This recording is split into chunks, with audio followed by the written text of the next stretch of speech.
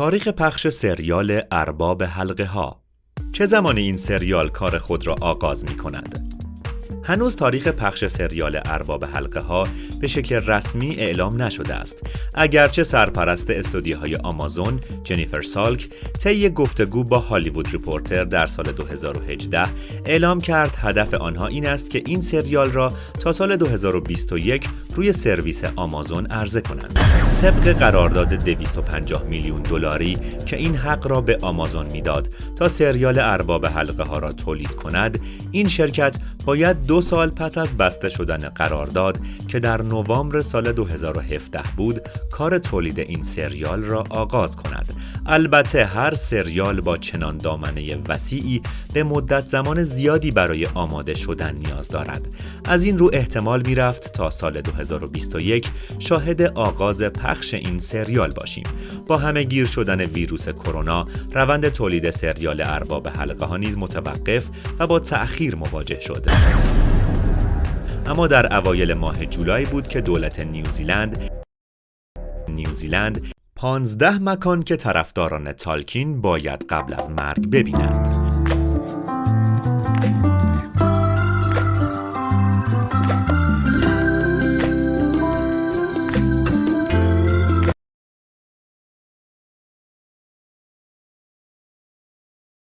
نیوزیلند.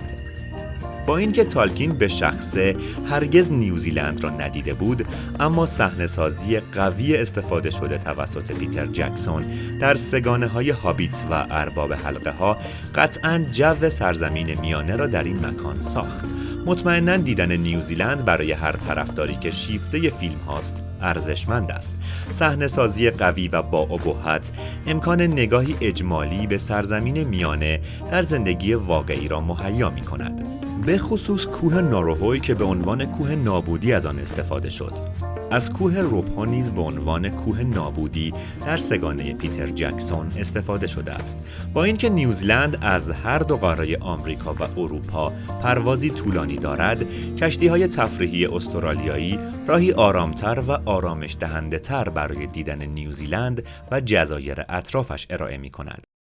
یکی از محدود کشورهایی که از گزند ویروس کرونا در امان مانده است، به تعدادی از عوامل سریال ارباب حلقه ها اجازه دادند برای ادامه کار خود به این کشور سفر کنند. البته آنها میبایست بعد از ورود به این کشور حدود 2 هفته را در قرنطینه میگذراندند و سپس کار خود را شروع میکردند. طبق گفته تالکین پژوه و مشاور ساخت این سریال تام شیپی، فصل نخست سریال ارباب حلقه ها دارای 20 قسمت خواهد بود. البته خود آمازون هنوز به شکل رسمی تعداد قسمت های این سریال را اعلام نکرده است. بازیگران سریال ارباب حلقه ها. در حال حاضر اخبار مربوط به بازیگران سریال ارباب حلقه ها کمی عجیب است. ویل پولتر قرار بود نقش کاراکتری به نام بولدور پسر بورگو را در این سریال ایفا کند که بنا به دلایل مختلف از آن کنار گذاشته شد. همچنین طبق شایعات مختلف گویا بازیگر استرالیایی مارکلا کاونا نیز قرار است در این پروژه حضور داشته باشد و نقش کاراکتری به نام تایرا را ایفا کند. تایرا یا نامی رمزگذاری شده برای کاراکتری خاص محسوب می شود و یا کاراکتری جدید به حساب می آید که برای این سریال ساخته شده است. طبق گزارش‌های مختلف گفته شده که ماکسیم بالدری در این سریال حضور خواهد داشت و جوزف ماول نیز نقش شرور اصلی داستان به نام اورن را ایفا خواهد کرد. البته این خبر هنوز به شکل رسمی تایید نشده است. در هیچ کدام از آثار تالکین کاراکتری به نام اورن وجود ندارد. ممکن است این اسم اشاره عجیبی به اورندیل پدر ایزیلدور داشته باشد. همچنین گزارش شده که مورفید کلارک نقش نسخه جوان گالادریل را ایفا خواهد کرد. در فیلم‌های پیتر جکسون، کیت بلانشت نقش این ملکه الف قدرتمند را ایفا کرده بود. سرانجام در تور مطبوعاتی TCA، آمازون تقریباً لیست کامل بازیگران سریال ارباب حلقه ها را اعلام کرد که بدین شرح است: رابرت آرامایو، اوین آرتور، نازنین بنیادی، تام باج، اسماعیل کروز کوردوا، اما هورواث، سوفیا نوموته، مگان ریچاردز، دیلان سمیت، چارلی ویکرز و دانیل ویمن. داستان سریال ارباب حلقه ها. پیش از این شایعه شده بود که آمازون قرار است سریال پیش درآمدی را بر محور نسخه جوانتر پادشاه انسانها در فیلم ارباب حلقه ها یعنی آراگورن بسازد، اما بعد از مدت زمانی مشخص شد که داستان این سریال بسیار قبلتر از حوادث فیلم های ارباب حلقه ها خواهد بود. در 15 فوریه صفحه رسمی توییتر سریال تصویری از نقشه‌ای بدون عنوان را منتشر کرد که ما حدس می‌زدیم آن سرزمین میانه است. طی هفته‌های بعدی این نقشه با مشخص کردن مکان‌هایی مانند مردور یا موریا گسترش یافت. اگر از طرفداران دنیای ارباب حلقه ها باشید، حتما این مکان‌ها را می‌شناسید.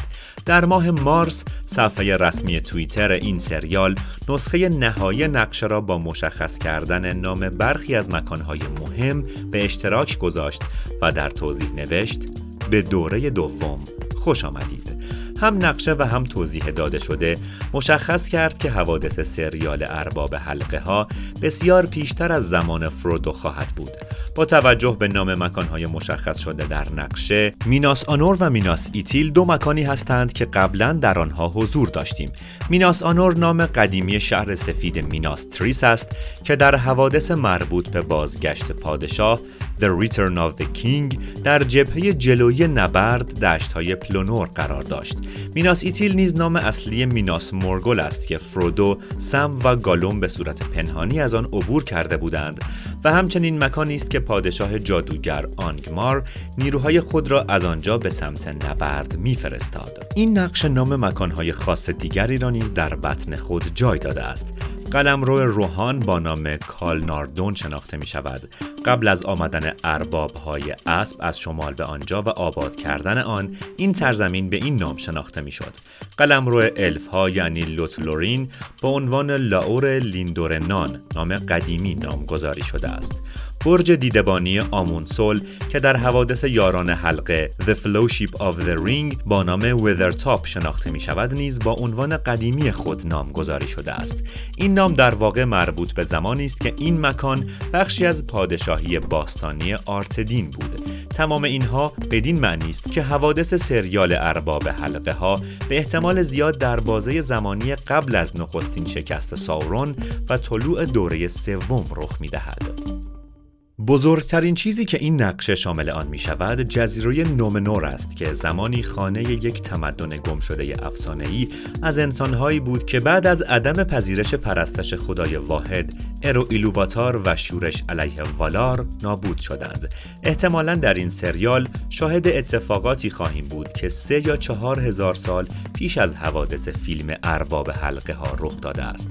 از جمله این حوادث می توان به این موارد اشاره کرد: به تباهی کشانده شدن جامعه نومنوریایی ها توسط ساورون، اقدامات نومنوریایی ها برای آزار الف ها و همچنین مخالفت با والار و تولد ایزیلدور، پادشاه انسان ها که با قطع کردن انگشت ساورون حلقه را از او میگیرد. تمام این حوادث تاریخچه‌ای مهم از ارباب حلقه ها محسوب می شوند که طبق گفته تام شیپی آمازون مستلزم است آنها را به تصویر بکشد. شیپی به طور دقیق گفت: نمایندگان تالکین اصرار خواهند کرد که شکل اصلی دوران دوم حفظ شود. ساورون به آریادور یورش میبرد، نیروهای نومنوریایی ها در مقابلش ایستادگی می کنند، او را به نومنور باز می گردانند. او در آنجا فساد ایجاد می کند و فریبشان می دهد که قانون والار را بشکنند. تمام این مسائل به ترتیب وقوع باید روایت شود، اما امکان اضافه شدن شخصیت‌های جدید و مطرح کردن پرسش‌های بسیاری وجود دارد. برای مثال، ساورون در این اثنا چه کرد؟ پس از آنکه مورگوث شکست می‌خورد، او کجا می‌رود؟ در حالت کلی، آمازون می‌تواند با خلق پاسخ به این پرسش‌ها پاسخ دهد، چرا که تالکین در این موارد توضیحی نداده است. اما نباید با آنچه که تالکین توضیح داده تناقض داشته باشد. آمازون باید مراقب این مسئله باشد. باید بر معیارها منطبق باشد. امکان تغییر مرزهایی که تالکین ترسیم کرده وجود ندارد. با وجود اینکه آمازون باید به جزئیات داستان ذکر شده توسط تالکین متعهد باشد، اما این شرکت میتواند در بقیه مواردی که راجع به آنها چیزی گفته نشده است، خلاقیت به خرج دهد. اما طبق گفته شیپی، نمایندگان تالکین حق وتو دارند. حتی برای طرفداران سرسخت دنیای ارباب حلقه ها نیز چیزهای جدیدی وجود خواهد داشت.